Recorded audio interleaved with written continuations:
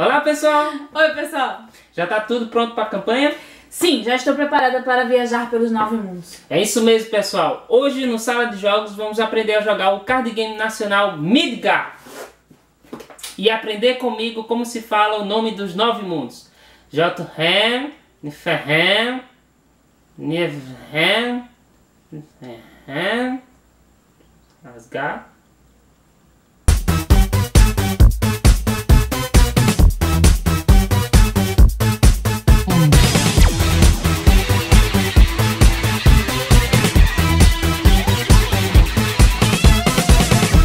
Midgard The Card Game foi criado por Cristiano Chaves de Oliveira e Fernando Scheffner. Ele foi lançado durante o financiamento coletivo pelo Catarse em 2013 e agora é produzido pela Conclave Editora. O jogo coloca você no papel de Jarls, eu acho que é assim que fala. São lords vikings que viajam pelos 9 mundos atrás de renome. O jogo é feito para 3 a 6 jogadores, podendo ser jogado também por 2 jogadores, com a retirada de alguns tipos de carta, caso queiram. A duração da partida é de 60 a 90 minutos, vai depender da quantidade de jogadores e da experiência deles. Midgard é recomendado para jogadores acima de 12 anos, se liga nos componentes. O jogo vem com 122 cartas, sleeves não inclusos, 40 cartas de desafios, 30 cartas de recompensas, 50 moedas, 6 meeples, cartas de guia de ícones e sequência de turno, um tabuleiro e um livro de regras. Agora que você já sabe o que vem no jogo, vamos organizar a mesa para uma partida e durante o processo vamos aprender como é que se joga. Coloque o tabuleiro no centro da mesa. Embaralhe as cartas do jogo e distribua 9 para cada jogador. Essas amarelas. O restante você vai colocar na parte onde tem Thing no tabuleiro.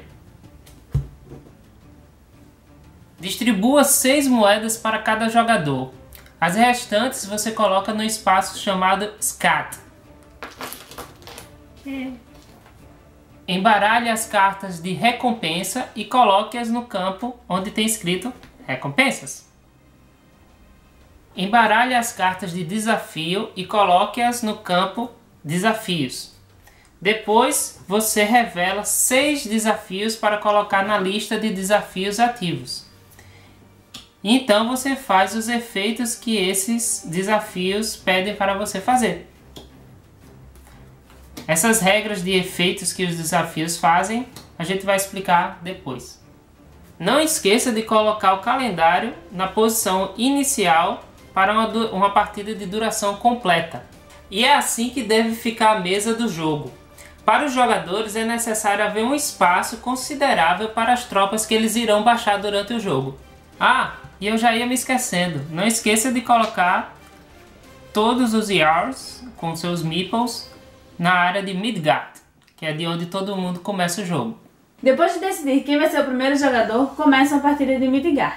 Ela é composta por turnos individuais. Cada jogador fará as seguintes fases durante seu turno: contratação, preparação, investida e espólios. Apenas a primeira e a última são obrigatórias.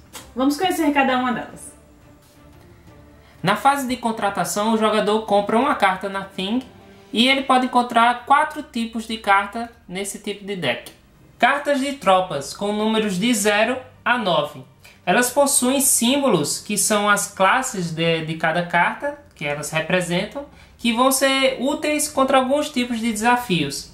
Aqui é a pujança delas, que são a força para lutar contra esses desafios. Esse aqui é o Snedg, que ele é uma carta de tropa, sendo que com características especiais para entrar no jogo. E você vai ver mais tarde como é que isso funciona.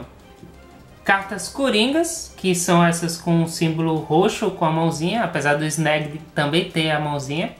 Essas coringas elas servem realmente como coringas de um baralho. Cada uma tem um jeito diferente para entrar numa tropa. Cartas de evento.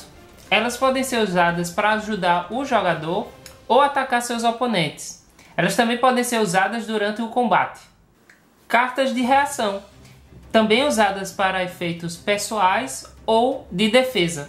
Elas podem ser usadas também para o combate. Na fase de preparação, você pode fazer essas ações em qualquer ordem. Reagrupar suas tropas engajadas, baixar ou completar uma tropa na mesa ou jogar uma carta de evento. Reagrupar tropas engajadas. Você vai entender esse termo melhor à medida que a gente for explicando o jogo. Mas engajar uma tropa é fazer com que aquela tropa faça uma ação específica, inutilizando-a até que seja reagrupada. Vamos entender a ação de baixar tropas. As tropas são importantes para realizar as ações principais do jogo. Há dois tipos de tropas, as tropas sequenciais e as de conjunto. Sequencial é daquela forma básica, baixando cartas de tropas que formam uma sequência. E as de conjunto são tropas com cartas com o mesmo número, aqui em cima. Então temos uma tropa com 4, 4, 4, que é a de conjunto, com números iguais, e a de sequência aqui 5, 6, 7, 8, 9. Você só pode baixar uma tropa com no mínimo 3 cartas. Mais tarde você vai notar que vai querer baixar tropas com determinados símbolos, para assim vencer desafios específicos. O jogador só pode ter no máximo 5 tropas na mesa em seu controle. Vale salientar que o Snedig é uma carta de tropa especial.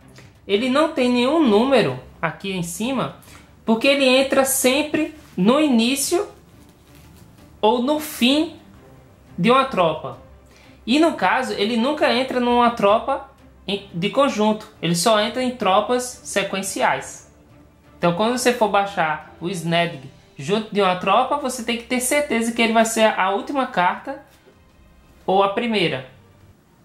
Ou aqui seria a primeira e aqui a outra. Enfim, ele tem que estar nas pontas de uma tropa de sequência. Ele nunca é flanqueado, porque ele é um ladrão, sabe? Ele é bem esperto, bem furtivo. A ação de completar tropas é o que ela realmente diz, completar tropas. Se você já tem uma tropa baixada, você pode inserir novas cartas que façam parte de uma sequência ou que cresçam um conjunto. Se uma tropa tiver um Snedig, é preciso lembrar que ele sempre fica no fim ou no início de uma tropa, nunca secado. Então, por exemplo, você usa a ação de completar tropas. Então você já tem uma tropa baixada, você pegou uma carta nova, né? Você vai baixar ele. Nem precisa ser nova, porque ele tá velho, né? Mas você tá esperando um momento e você baixa ele para completar, sem problema nenhum. Se por acaso estivesse um Snedig aqui, quando você fosse completar, você simplesmente retira o Snedig, coloca a carta para completar e ele volta para seu querido lugar. Ok? Existem dois coringas, os deuses Tyr e Thor. Tyr, ele é um coringa normal, como está dizendo na carta, funciona como um coringa ocupando qualquer posição numa tropa, tanto sequencial como de conjunto. Já o Thor, ele ocupa 2 posições de uma tropa, substituindo as cartas faltantes, sendo que é na tropa sequencial. Ok? Então, por exemplo, se eu baixar uma tropa nessa posição aqui, Thor estaria substituindo as cartas 3 e 4. Já Tyr, ele estaria substituindo a de número 4. Thor, obrigatoriamente, tem que substituir 2 cartas. Você não pode apenas substituir uma. Na ação de completar tropas, os coringas devem permanecer na tropa. Ou seja, por exemplo, Tyr, se ele está aqui e eu substituo o coringa, o número que estava faltando, que é o 4, ele vai virar obrigatoriamente o 3, certo? Ele tem que continuar nessa tropa. Por exemplo, se na ação de completar tropa eu substituir o coringa por essas cartas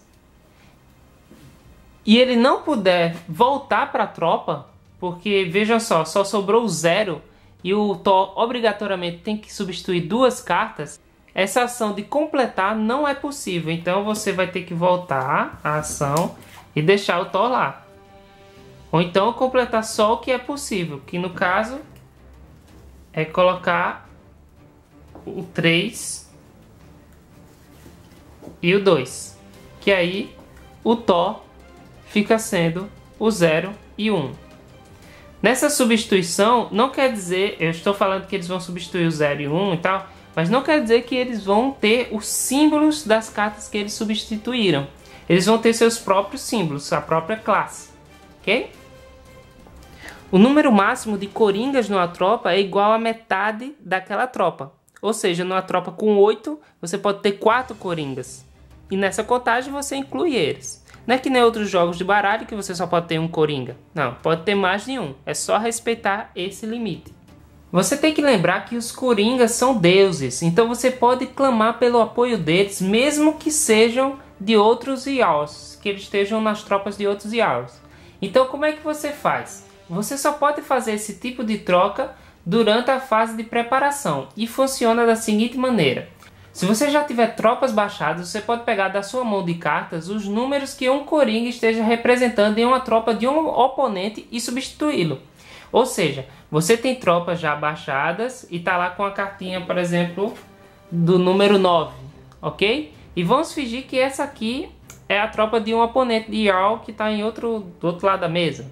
Então você, na sua fase de preparação, você pode pegar a sua cartinha, o 9, e fazer: eu estou clamando pela ajuda de Tyr. Tyr está substituindo o 9 aqui. Você pega ele, volta para sua mão. E eu bagunço tudo. E você coloca lá o 9 que ele representava. E estacar o Tyr na sua mão. Como é a fase de preparação, você ainda pode fazer a fase de completar tropas.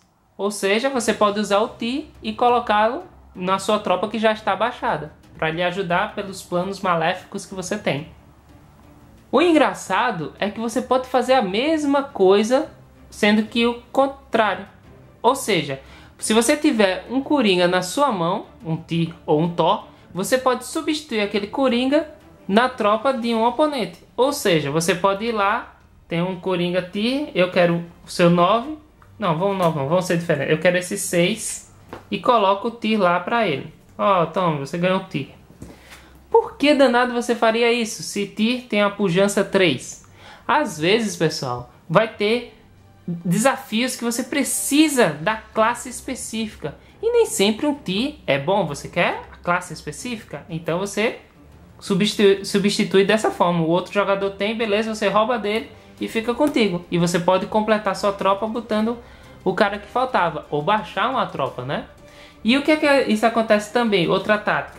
Você substitui para poder ferrar com o cara. Tipo, você sabe que na próxima ação ele tá querendo, juntou isso tudo só para conseguir pegar um desafio específico que precisava de um Ranger. Eu acho que era um Ranger. Então, você ferra a habilidade dele. Ferra o que ele estava montando. Não é legal? Eu acho muito massa essa aqui. A outra ação na fase de preparação é jogar uma carta de evento. Existem dois tipos de carta de evento: as de ataque e as pessoais. Quando você joga uma carta de evento, os outros jogadores não podem fazer nada, a não ser que eles tenham uma carta de reação na mão e o seu gatilho envolva algo que a carta de evento fez. Há cartas de evento que no final do seu texto permitem usar outra carta de evento. Então, como seria isso? Você usa, por exemplo, se você só usou o Loki, você só usou o Loki, certo? A trapaça de Loki. Mas se por acaso você usou primeiro o Clamor de Heimdall, ele no final você pode jogar outra carta de evento. Então você vai e joga a trapaça de Loki. E é assim que existem os combos, porque aí você joga uma carta de evento que permite jogar uma carta de evento, aí você depois joga outra carta de evento que permite jogar uma carta de evento, e aí você joga outra, e assim por diante, ok? Agora é a fase investida. Depois de estar tudo pronto, você vai usar as suas tropas para ativar as ações dessa fase. Essas ações elas podem ser feitas quantas vezes for possível e em qualquer ordem. Viajar pelos 9 mundos, enfrentar um desafio ou batalhar com as tropas de outro Jarl, se você estiver no mesmo mundo que ele. Para fazer essas ações, você precisa engajar suas tropas. Uma tropa já engajada não dá para fazer essas ações, sem antes ser reagrupada, né? Antes de fazer a ação. Entendeu? Perceba que no tabuleiro há os 9 mundos: Nidavellir, Vanaheim, Jotunheim, Afelheim, Asgard, Niflheim, Muspelheim, Svartalfheim. Perceba que neles há símbolos do que representam esses mundos e símbolos que são os requisitos para você viajar para aquele mundo. Ou seja, por exemplo, Asgard. Aqui tem o símbolo da tropa e o número que representa a quantidade de cartas de tropa que precisa ter para você conseguir viajar. Então, nesse caso, você precisaria de uma tropa com 4 cartas de tropa e uma tropa com 6 cartas de tropa nela. Então, você, para poder viajar para cá, por exemplo, de qualquer canto onde você estivesse, para viajar para lá, você precisa engajar uma tropa que contenha 4 e uma tropa que contenha 6. Você engaja as tropas colocando a última carta virada dessa forma. Então, para viajar, era necessário engajar 2 tropas com os requerimentos que ela exige da viagem. E coloca seu meeple lá.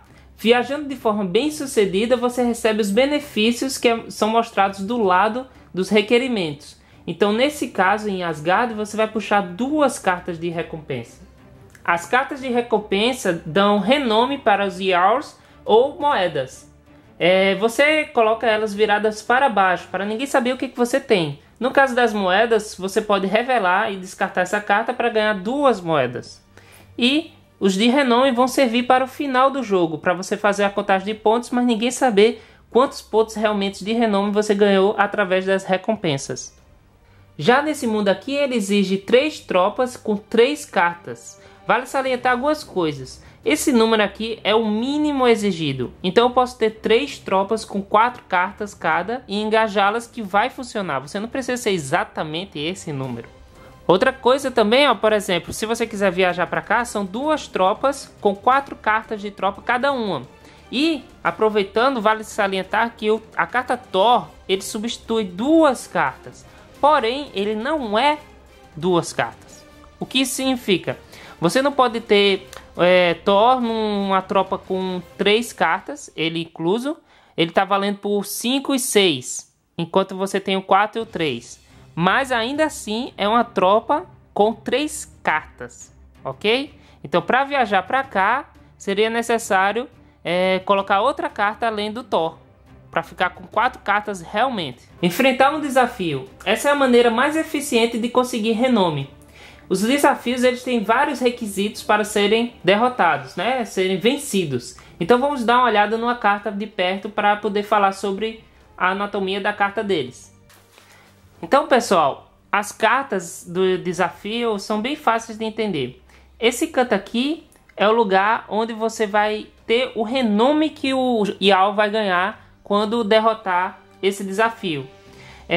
Aqui são os símbolos dos mundos onde você pode enfrentar esses desafios. Por isso que é tão importante viajar pelos 9 mundos. Porque você só vai encontrar o Vexorn das Neves em Jotunheim, Nyen, Shen, Vren e Silverham. Deu para entender? Enfim, você só vai encontrar esses desafios. Você só pode dizer, vou enfrentar aquele desafio e puxar da lista de desafios se você estiver em um desses mundos. Aqui é a dificuldade do desafio. Então, a pujança, a força da sua tropa tem que ser igual ou maior que esse número aqui, ok? Alguns desafios vão apresentar efeitos instantâneos, que quando eles entram na lista de desafios, eles fazem aquele efeito. Nesse caso aqui, ó. Nesse caso, ele abre um novo desafio para a lista de desafios ativos, ok? Então, esses são os requisitos que sua tropa precisa ter, a tropa que foi engajada para derrotar esse desafio, precisa ter no seu exército, por assim dizer. Então, são essas classes, esses símbolos que precisam estar dentro da tropa que vai derrotar esse desafio. Por exemplo, aqui ó, vai precisar de um Berserker na tropa. Então, você vai ter que criar uma tropa que tenha um Berserker. Alguns desafios vão ter esse símbolo, que é o símbolo do calendário. Quando você derrota um desafio com esse símbolo, você move o calendário no sentido anti-horário, mais perto para o final. Já outros desafios vão ter bônus, dependendo de onde o calendário está. Então, no caso desses dois, eles vão ganhar bônus para a sua dificuldade quando estiver no inverno. Nesse caso aqui, ele vai ganhar 1 de bônus, e nesse caso aqui, vai ganhar 3 de bônus. Então esse aqui fica com 11 no inverno e esse fica com 11 também. Então o Yao precisa saber se tem todos os requisitos para enfrentar um desafio. Então nesse caso, ó, desse Yao aqui, ele está no mundo correspondente a esse desafio e digamos que ele tem uma tropa que contém esses símbolos. Então ele está apto para enfrentar, porque ele tem que também ter uma tropa que tenha uma pujança igual ou maior que esse número aqui. Tudo certo? Tudo tranquilo? Ele diz, ele engaja a tropa que ele vai mandar para lutar com o desafio e diz que vai enfrentar o desafio. Sendo que não é assim, tipo, eles não conseguem assim tão imediatamente, porque os outros jogadores podem dificultar a vida desse Yao. Então, a partir do jogador à esquerda do jogador que está enfrentando esse desafio, ele pode pegar uma carta, sem mostrar para o desafiante, né? Pegar uma carta de reação ou evento e usar esse símbolo aqui, ó, o bônus, que vai dar mais 3 nesse caso, mas sem mostrar para o desafiante, né? Ele não sabe qual bônus que tem ali. Se o jogador à esquerda do jogador que está enfrentando o desafio colocar uma carta, então todos os outros não precisam mais colocar carta. Na verdade, não precisam não. Eles não podem mais colocar nenhuma carta para aumentar o bônus. Chegando no desafiante, se alguém colocou, então ele pode colocar também uma carta de reação ou evento para também utilizar do bônus para aumentar a força, a pujança de sua tropa para enfrentar o desafio. Feito isso, os dois revelam. Esse desafio ganhou, tá com 13. Então vamos dizer que o desafiante também colocou um bônus mais 3. Então ele conseguiu derrotar o desafio. As cartas de evento utilizadas para esse tipo, para o combate, elas não têm seus efeitos acionados e vão para os seus descartes apropriados. O desafiante pega o desafio para ele, ficando com renome, mostrando para todo mundo que enfrentou. E toda a tropa que ele engajou para ir para o combate contra esse desafio vai direto para o Valhalla. Sim, você perde suas tropas que você colocou no combate. E quando vai para o Valhalla, ela não segue as regras de descartes normais. Se por acaso, no combate, por causa dos bônus dos outros jogadores, de um deles, você não conseguiu vencer o desafio, você não perde sua tropa, ela não vai para o Valhalla. Ela só fica apenas engajada, ok? Quando uma lista de desafios ficar com menos de 6, você repõe até ter no mínimo 6 desafios e vai fazendo os efeitos imediatos que eles vão colocando.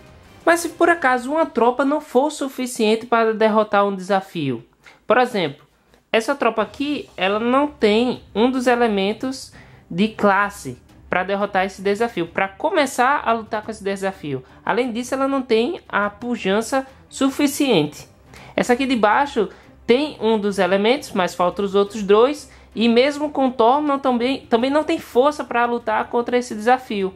Então o que é que acontece? Você pode engajar uma das tropas.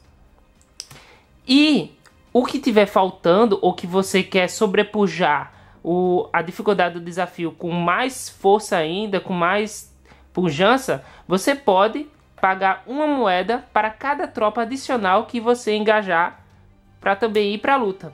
Então no caso eu paguei mais uma moeda, ele teve o símbolo que faltava, além de ter pontos suficientes para sobrepujar a força do desafio. Vai ter um momento dos bônus, etc, mas você já vai estar pronto para lutar com o desafio. Você conseguiu, porque agora tem também um dos símbolos e a força igual ou maior, ok? Mas lembre-se, todas as tropas que participarem do desafio, da batalha do desafio, e se vencer, todas elas irão para o Valhalla. Já batalhar com outro Yao é necessário apenas estar no mundo que o oponente esteja e ter uma tropa para engajar. Você não pode lutar contra um Yao que não tenha nenhuma tropa na mesa, porque tipo, né? Ele não é uma ameaça para você. Mas pode lutar contra Yaos que tenham tropas mesmo engajadas. Há uma errata para essa ação que visou limitar esse tipo de tática. Agora, além de ter uma tropa para engajar e estar no mundo que o oponente esteja, é preciso pagar uma moeda. O combate é a comparação da pujança de uma tropa, mesma coisa dos desafios, soma a pujança de todas as cartas na tropa para dar o total. Portanto, um Yao que batalhar com outro faz os requisitos e declara o ataque ao jogador alvo. Ele, o alvo, pode então engajar uma de suas tropas para o combate. Eles também podem usar os bônus para ajudar na batalha. Quem vencer ganha uma carta de recompensa. Não há perda de tropa, seja na vitória ou derrota. As tropas apenas permanecem engajadas. Em caso de empate, o atacante vence, porque está tomando atitude, né? Caso, ao declarar o ataque, o defensor não quiser defender ou todas as suas tropas estão engajadas, o atacante vence e pega 2 cartas de recompensa, podendo escolher uma delas e a outra volta para o topo da pilha. Vale lembrar que as ações que você faz na fase de investida é necessário você engajar uma quantidade X de suas tropas. Ou seja, se você viajar para o mundo, você não pode usar a galera que foi engajada para viajar para enfrentar um desafio. Por quê? Porque ela foi usada para viajar. Mas não quer dizer que você só levou aquela tropa para a viagem, certo? Todas as tropas que você controla que estão na mesa, elas estão juntas, estão todas disponíveis para você. A diferença é que a galera que foi usada para viajar tá tipo remando naquela hora, entendeu? Então você só vai poder usar quem não está engajado. Outra coisa, você só ganha o benefício daquele mundo quando você viaja para ele. Se você já começar o turno naquele mundo, você não ganha benefício nenhum. Outra fase é a fase de espólios, que você faz 2 ações. A primeira é o descarte, que você tem que descartar uma carta da sua mão, se possível. A gente vai explicar para vocês agora a regra de descarte. Aqui na Krog, você descarta as cartas de tropa e coringa, e no Valhalla você descarta as de reação e as de evento. Lembrando que no Valhalla pode ser que durante o jogo, pode ser não, quase com certeza durante o jogo vão ter cartas, por exemplo, de tropas. Porque quando as tropas derrotam um desafio, elas não seguem a regra de descarte. Elas não vão para Krog, elas vão para o Valhalla porque batalharam bem e vão festejar lá com a galera. Não tem jeito, você vai ter que descartar uma carta. Mas preste bem atenção na carta que você vai descartar. Você vai entender o porquê já já. A outra ação que você pode fazer é a do repor sua mão até ter 9 cartas. Repor a mão da Thing. Mas você pode fazer, talvez você pode fazer. Eu digo isso bem talvez, porque você precisa fazer algumas coisinhas para poder ter esse direito. E elas são o seguinte, ter viajado pelo menos uma vez para um dos 9 mundos ou vencido pelo menos um desafio. Se você fez uma dessas coisinhas durante seu turno, você vai poder repor sua mão até ter 9 cartas. Se não fez, não repõe. Quem manda ficar bebendo hidromel e olhando só o tempo passar, né? Verdade. Bem, acabou as fases. Agora tem a ação do fim do turno. Exatamente. Na ação do fim do turno acontece a contratação na Krog. Porque a Krog é como se fosse uma taverna dos rejeitados, né? Porque a galera não descarta lá, né? Então, nessa taverna dos rejeitados, a galera está procurando emprego. Então, quando termina o turno do jogador, ele não descartou uma carta, né? Por isso, né? Se ele não descartou uma carta, então o jogador à esquerda desse jogador que terminou o turno, ele vai poder comprar aquela carta no topo por 1 moeda. Se ele não quiser comprar a carta, né, vai passar essa oferta para o seguinte. Se ele não quiser, passa para o seguinte. Se ele não quiser, passa para o seguinte. Mas não chega no cara que terminou o turno, né? Porque ele não pode comprar sua própria carta, certo? Se por acaso vamos voltar, né? O cara comprou a carta da Krog por 1 moeda, não tem mais oferta para o resto da galera, certo? Então quem comprar, acabou essa fase de contratação, tá? E se por acaso a Krog estiver vazia, aí não tem fase de contratação na Krog. Por isso é importante saber o que descarta, pra você não dar algo que o próximo jogador precise. E quando é que termina o jogo? Até iniciar o Ragnarok. Não. Não? Se bem que é bem temático isso. Mas não. O jogo termina até quando o calendário voltar ao seu ponto inicial. Se você começou o jogo na espada, quando ele voltar para a espada, fim do jogo. No calendário tem 4 verões e 4 invernos. E quando terminar o jogo, os Jarls vão contar os seus renomes através de que eles tiveram recompensas e dos desafios que eles derrotaram. Em caso de empate, ganha aquele que tiver maior renome nos desafios. Se o empate persistir, ganha que tiver mais moedas. E se tiver empate novamente, bem, é empate. Mas, como bom Jarl que você vai querer jogar novamente para provar que é o melhor. É isso aí, mano. O tema é muito bacana, o que ele traz é os vikings, é o povo nórdico, os 9 mundos, os monstros, e eu achei legal que eles têm o trabalho de cada componente, cada regra ser bem imersiva à temática. Então cada carta tem uma classe, que é o arqueiro, que é o ranger, e tudo baseado com os nomes próprios da história, né, que eles têm. Porque o pessoal, antes de criar o jogo, tinha criado contos, tinha criado RPG, então eles são bem... Estudados, né? São estudiosos mesmo da cultura nórdica. Então ficou muito bacana as transformações que eles colocaram nesse jogo de cartas. E o fato de você enfrentar... Sim, você sente que está enfrentando os desafios, tipo cada monstro, e você tem que viajar para o mundo que aquele monstro tá. E ter o Meeple viajando para cada canto é realmente importante, assim, apesar do tabuleiro estar lá para marcar alguns locais que você tem que ir, não é um tabuleiro de King of Tokyo. Tipo, é bacana ver você indo para os cantos para viajar, engajando as tropas, porque eles estão fazendo, porque tipo aquilo que eu falei, né? Eles estão lá remando para poder ir, aí tem os outros que já descem para fazer outra coisa que tem que fazer. Eu achei bem bacana. E a questão do Valhalla também, tipo, quando você vence o desafio, a galera vai pro Valhalla. É triste, dói no coração quando você perde a pessoa, tipo, um cara que você demorou um século para reunir. Mas uma tropa, né? Mas às vezes você tá fazendo só por causa de um cara lá. Tá um Thor de pujança 6, né? Mas enfim, é isso pelo tema. Pelo tema eu também gostei muito, muito. Dá pra sentir mesmo que você tá no meio do mundo viking. Tipo, é muito legal. Eu gostei também muito dos nomes. É exatamente aquela sensação de que os caras estudaram mesmo, foram atrás da temática e colocaram um pouquinho daquela cultura ali no jogo. Dá muito essa sensação. Gostei demais. Gostei também daquela dorzinha assim, de você, vai todo mundo embora, por que não? Mas é temático mesmo. É temático, tipo, é preciso, eles lutam, exatamente. E você não vai ficar ruim pra você, porque você vai ter chance de juntar outras pessoas e até mesmo aqueles mesmos personagens.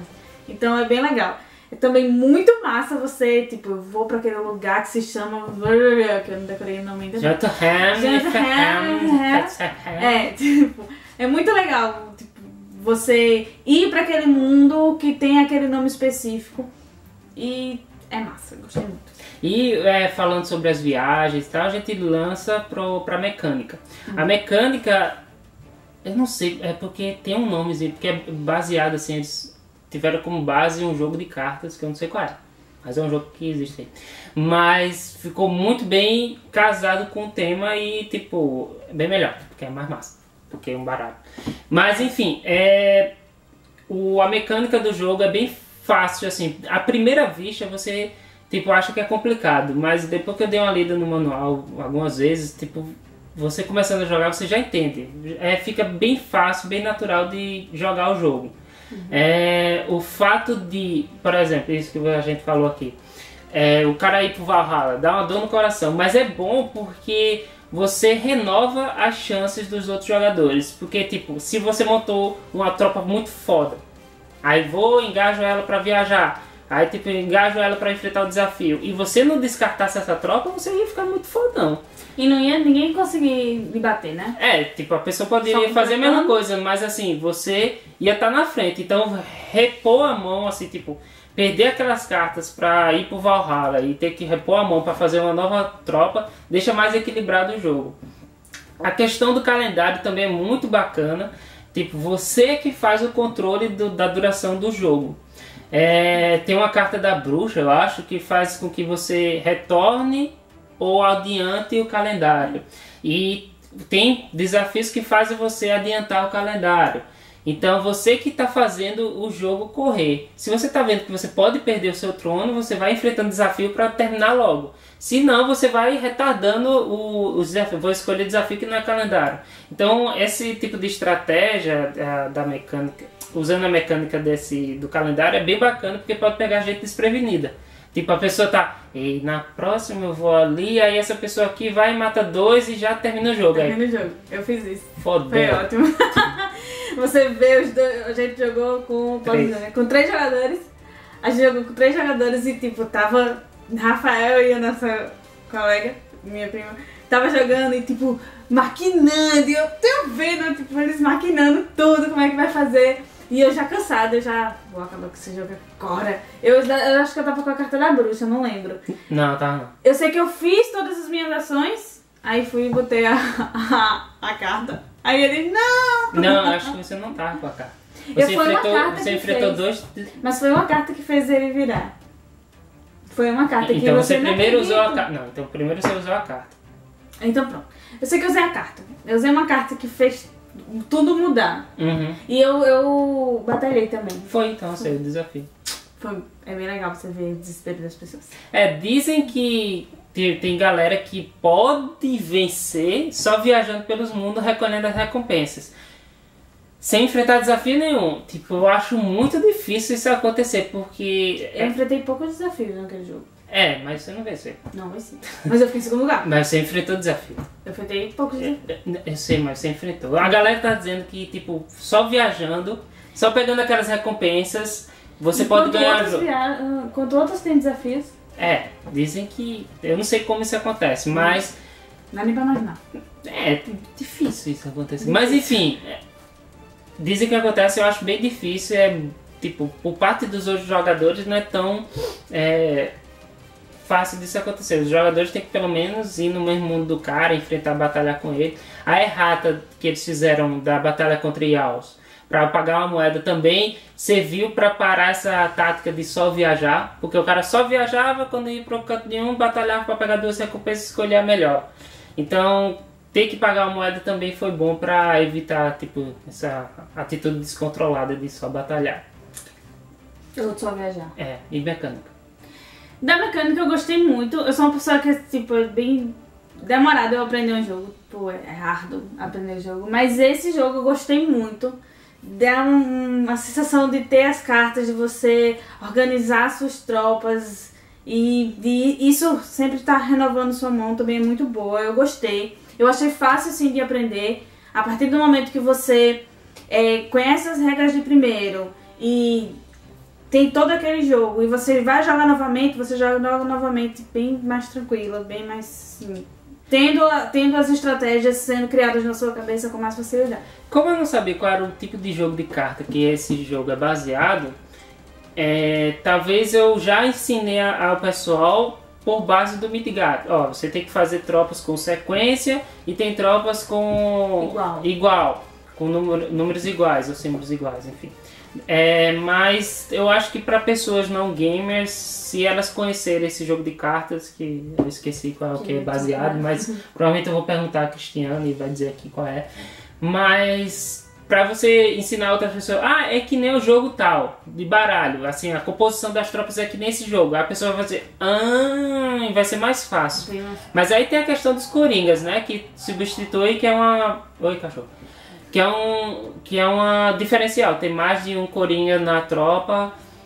O Thor é bem bacana, que ele substitui 2, sendo que a pujança dele é 6, então você quer um cara forte, né? Você pode trocar com as outras pessoas, tipo, ele deu 2 cartas pra você me dar esses 6. É fuleiragem isso, né? Tudo bem. Eu fiz pouco isso, mas é massa. Eu fiz muito. Acho que eu fiz uma vez, não sei. Bem, falando agora dos componentes, eu gostei muito, a qualidade. Algumas cartas ela tem uma linha branquinha que você que coleciona muitos jogos dá aquele... meu Deus. Mas não é a pior coisa do mundo. É porque deve ser do corte. Do corte, é exatamente do corte. É por isso mesmo. Mas fora isso, que chama um pouco a atenção, eu gosto muito dos componentes. A qualidade é boa, para ser um nacional a qualidade é boa. Os meeples estarem no jogo também é muito legalzinho. E é muito bom saber que as ilustrações, que existe um ilustrador, com Flávio Ribeiro, que foi responsável pelas ilustrações de Midgard. Ser brasileiro é muito massa você ver uma arte linda dessa de um brasileiro no jogo. Também brasileiro. Mas eu gostei muito. Gostei da qualidade das ilustrações e das peças. Muito legal. No meu caso, eu também gostei muito da arte. A arte é bem bacana, foi um dos que me chamou a atenção. Eu achei legal. O tabuleiro, como eu estava falando antes, que eu falei antes do King of Talk, não é tão dispensável assim. Eu acho muito legal ver as peças indo para as regiões do tabuleiro. O calendário também é muito bacana e eu acredito que tipo, você dá para jogar sem um tabuleiro entre aspas, porque aí você teria que lembrar quem é que está em cada canto e tem os símbolos lá de tropas de que você precisa para engajar para ir para lá. E o nome de cada canto, porque tem os desafios que é para... Então eu acho bem bacana o material. O tabuleiro ele começa assim, mas se você tiver coragem, aí você faz assim. Aí depois solta e ele fica normal mesmo. Como eu não tinha coragem nas vezes que eu via, ficava meio assim, a gente ficava como se Yggdrasil estivesse saindo. Mas não, você só apertar um pouquinho que ele fica direitinho. As moedas, elas são legais, sendo que a maioria não, mas muitas delas não está centralizado. Não está centralizado. Não, tipo, oh meu Deus, tá centralizado. Mas, tem que dizer, não tá. Mas é bem bacana, assim, você usa mesmo para o jogo. Eu achei as cartas muito finas. Mas nada que um sleeve não solucione. Eu exagerei, botei um sleeve bem forte, né? Tipo, o bicho é grosso. É grosso. Mas é bacana para embaralhar, então beleza. E a caixa, eu torço para eu querer uma caixa, aquela que encaixa, não uma caixa assim, que abre assim como coisinha. Como é? CPU, que é o nome. Bem, a caixa que abre desse jeito assim. Eu acho bem bacana, fica mais fácil de caber as coisas se você botar uma caixa que é uma tampa. Que sempre emperra aqui no cantinho, né? A gente às vezes. afastar um pouco. Mas, assim, o que eu quero dizer com isso é o quê? Que eu apoio uma segunda edição de Midgard. Com cartas com a gramatura maior, um pouquinho mais resistente e com uma tampa de caixa que fecha assim. E parece que eles vão lançar lá fora. Muito bom! Achei massa. E aí já poder aproveitar lançando a segunda edição. Porque o que acontece? A Conclave já está com a prática, isso aqui foi financiamento coletivo e está sendo feito por eles. Mas eles já estão trazendo domínio e tal, e tem que ter umas cartas bem massa. Então eu eu fiz domínio aonde lá fora, mas aí eu poderia fazer aqui por onde, qual é o tipo de carta. Enfim, fazer uma segunda edição com componentes mais resistentes e bem mais bonitos visualmente. Aí seria bem legal mesmo, porque o povo vai saber que esse jogo é bom, por esse vídeo já sabe que o jogo é bom e tal. Aí pega uma edição melhor assim, mais pra outra. Mas enfim, Midgard em sua maioria é um jogo muito bom, muito legal, muito dinâmico. E eu acredito que com 6 jogadores fica um pouco longo demais. A gente já jogou. Ou dependendo, porque se for gente de experiência pode acabar rápido. A gente já jogou com 5, eu acho. Com 5. E demora um pouquinho. Mas enfim, quem é experiente vai conseguir jogar mais rápido, vai acabar o tempo. Mas o jogo é muito bom. Tá tendo campeonatos pelo Brasil. E muito bom. Parabéns Conclave, parabéns Cristiano, parabéns Fernando pelo ótimo jogo que a gente se encantou logo de cara. Mesmo jogando com as regras erradas. Aí quando você jogou com as regras certas, você achou melhor ainda. Mas vocês sabem, vocês viram nos outros vídeos da gente que foi uma surpresa do ano. E a gente gostou muito. Valeu, pessoal, por assistir o vídeo. Espero que vocês tenham gostado. E se gostaram, clica aí no curtir. Isso é muito bom pra gente, principalmente pra divulgar. E compartilhe em todas as redes sociais. Eu tenho assistido muito isso, eu acho isso muito legal. Se você teve alguma dúvida do jogo, das regras, não se acanhe. Pode perguntar aí nos comentários que a gente responde assim que possível. Exatamente.